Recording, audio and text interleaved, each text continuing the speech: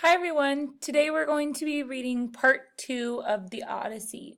So the Odyssey jumps around in time periods a lot, so I want to make sure that you're clear on where we are.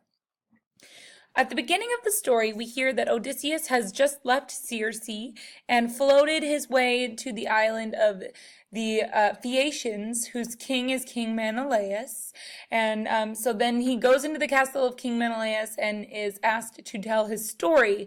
And so that's when we begin to hear about his journeys.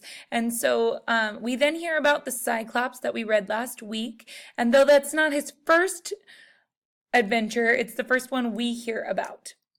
Okay, and that's a couple years after the end of the Trojan War. Now we're moving into his story of what happened immediately before he got to the island of the Phaeacians. We're going to hear today about how he talked with Circe and how she gave him some advice on what he was going to encounter next. We're also going to hear about his arrogance as he does not tell his men what happens with the wind and what the results are of that action. So pay close attention to the decisions that Odysseus is making and the characteristics that are within him that are prompting these decisions as he decides what to tell his men and what not to tell his men. So here we go. Let's read part 2. From the Odyssey by Homer, translated by Robert Fitzgerald. Part 2, Sea Perils and Defeat. Odysseus and his men traveled to the floating islands of Aeolus, god of the winds, who then gave Odysseus a bag containing all of the unfavorable winds. With only the good west wind behind them, Odysseus and his crew made rapid progress. Odysseus fell asleep when Ithaca was in sight, but his men, believing that Odysseus was not sharing valuable treasures with them, opened the bag. Instantly the winds rushed out, blowing them back to Aeolus, who refused to help them a second time. After several days back at sea, they reached the land of the Laestrygonians, monstrous cannibals. Only Odysseus' ship and crew escaped destruction. Okay, so please remember that when they began their journey, Odysseus had about 18 ships full of men. So this would have been between 300 and 400 men with him. And then when we got to the Cyclops Island, I believe they said it only had 6 left. Now there is only 1 ship left. That means they've lost lots and lots of friends and colleagues and comrades. That's very sad. They've also been at sea for years now and are tired and ready to go home. So please keep in mind that this is the mindset of the men as we move into the rest of our story. Next stop, a thickly forested island. When Odysseus sent half of his remaining men to explore the interior, only a single breathless survivor returned. He told Odysseus that the goddess Circe had lured the rest of the men to her house with food and wine, and then turned them into pigs. Odysseus rescued them, forcing Circe to restore his men to their original forms with a magical herb provided by the messenger god Hermes. Before Circe allowed Odysseus to leave a year later, he had to journey to the land of the dead. There he learned from the blind prophet Tiresias that he would eventually return home, but that he must not injure the cattle of the sun god Helios. Upon Odysseus' return from the land of the dead, Circe repeated this warning and described the dangers that Odysseus would encounter. First, he'd meet the sirens, who lure sailors to their deaths with a beautiful song. So please remember that sirens, as we talked about in class, are magical women who have beautiful voices, and they use their voice to lure sailors in towards their island. Once the sailors get there, they eat them. Then the many-headed Scylla, who lurks in a cave on a high cliff above a ship-devouring whirlpool named Charybdis. She instructed him to steer toward Scylla and not try to fight back. Odysseus continues telling his host about his adventures. As Circe spoke, Dawn mounted her golden throne, and on the first rays Circe left me, taking her way like a great goddess up the island. I made straight for the ship, roused up the men to get aboard and cast off at the stern. They scrambled to their places by the rowlocks, and all in line dipped oars in the gray sea. But soon an offshore breeze blew to our liking, a canvas-bellying breeze, a lusty shipmate sent by the singing nymph with sun-bright hair. So we made fast the braces, and we rested, letting the wind and steersman work the ship. The crew being now silent before me, I addressed them sore at heart. Dear friends, more than one man or two should know those things Circe foresaw for us and shared with me. So let me tell her forecast. Then we die with our eyes open if we are going to die, or know what death we baffle if we can. Sirens weaving a haunting song over the sea we are to shun, she said, and their green shore all sweet with clover. Yet she urged that I alone should listen to their song. Therefore you are to tie me up tight as a splint, erect along the mast, lashed to the mast, and if I shout and beg to be untied, take more turns of the rope to muffle me. I rather dwelt on this part of the forecast, while our good ship made time, bound outward down the wind for the strange island of Sirens. Then all at once the wind fell, and a calm came over all the sea, as though some power lulled the swell. The crew were on their feet briskly to furl the sail and stow it. Then, each in place, they poised the smooth oar blades and sent the white foam scudding by. I carved a massive cake of beeswax into bits and rolled them in my hands until they softened. No long task, for a burning heat came down from Helios, lord of high noon. Going forward, I carried wax along the line and laid it thick on their ears. They tied me up then, plumb amidships, back to the mast, lashed to the mast, and took themselves again to rowing. Soon as we came smartly within hailing distance, the two sirens, noting our fast ship off their point, made ready, and they sang. So what's happening here is that Odysseus heard from Circe that the sirens were going to try and get his men to come to their island. So instead of letting them hear the sirens' song and be lured in, he decides that he's going to cover their ears with a waxy substance so that they can't hear anything. But before he does, he tells them what he's going to do.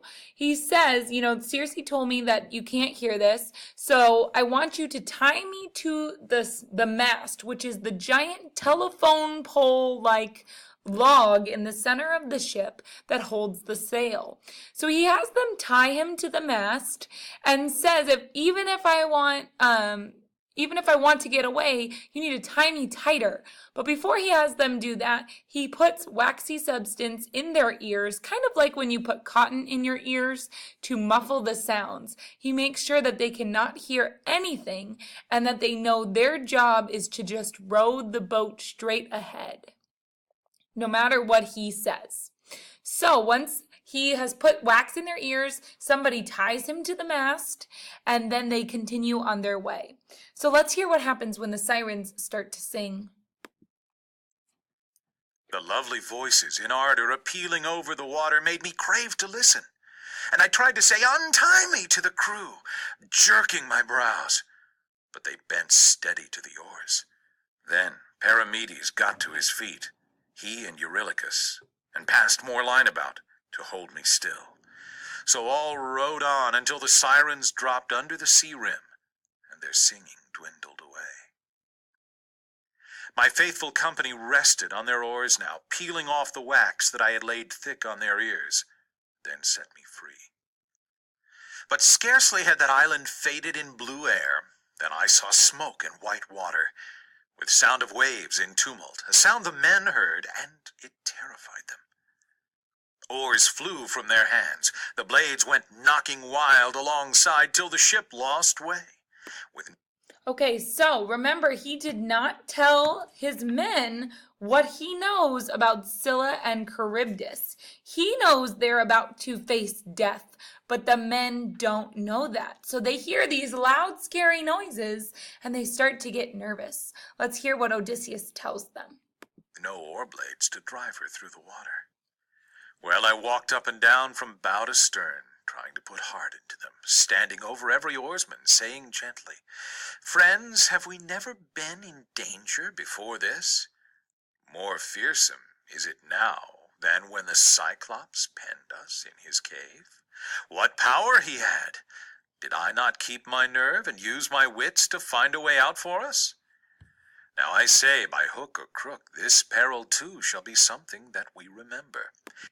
So remember that we're looking for Odysseus's character traits. This part is particularly important because it's a great show of his arrogance. He is just like, I am the best thing that happened to since sliced bread. Didn't I save you from the Cyclops? Why are you afraid? I'm here and I will protect you. This is also ironic because the men never would have had a problem with the Cyclops if Odysseus hadn't been the one who wanted to go ashore on the Cyclops island. Remember that the men wanted to just grab the sheep and leave. They didn't want to go to see the Cyclops, but Odysseus did, and that's what led to their problem. So if you're looking for arrogance in your boat packet, now would be a good time to mark this section. Heads up, lads. We must obey the orders as I give them. Get the oar shafts in your hands and lay back hard on your benches. Hit these breaking seas. Zeus, help us pull away before we founder. You at the tiller, listen and take in all that I say. The rudders are your duty. Keep her out of the combers and the smoke. Steer for that headland. Watch the drift, or we fetch up in the smother and you drown us. So that's a lot of sailor talk, but what he's saying to his crew is steer towards the cliff. And now we know the cliff is where Scylla is, but his men do not know that. It's a little dramatic irony. So Odysseus says steer towards the cliff, towards the land, away from Charybdis. That was all, and it brought them round to action. But as I sent them on towards Scylla, I told them nothing, as they could do nothing. They would have dropped their oars again in panic to roll for cover under the decking. Circe's bidding against arms had slipped my mind, so I tied on my cuirass and took up 2 heavy spears, then made my way along to the foredeck, thinking to see her first from there, the monster of the gray rock, harboring torment for my friends. I strained my eyes upon that cliffside veiled in cloud, but nowhere could I catch sight of her. Okay, so remember, Circe told Odysseus, do not fight back when Scylla comes. But Odysseus seems to have forgotten this, and he gets out his spears and his armor and puts them on, ready to do battle. And all this time, in travail, sobbing, gaining on the current, we rowed into the strait, Scylla to port, and on our starboard beam, Charybdis, dire gorge of the salt sea tide. By heaven, when she vomited, all the sea was like a cauldron seething over intense fire, when the mixture suddenly heaves and rises. The shot spume soared to the landside heights and fell like rain. But when she swallowed the sea-water down, we saw the funnel of the maelstrom, heard the rock bellowing all around, and dark sand raged on the bottom far below. My men all blanched against the gloom. Our eyes were fixed upon that yawning mouth, in fear of being devoured. Then Scylla made her strike, whisking 6 of my best men from the ship. I happened to glance aft at ship and oarsmen, and caught sight of their arms and legs dangling high overhead. Voices came down to me in anguish, calling my name for the last time. So Odysseus knows Scylla is coming, but as the water is rising and falling and they're trying to stay in the boat, they're looking to their right at Charybdis, which is a giant whirlpool which is devouring everything that comes into it. So they're looking to the right at Charybdis when Scylla attacks from the left and eats 6 men.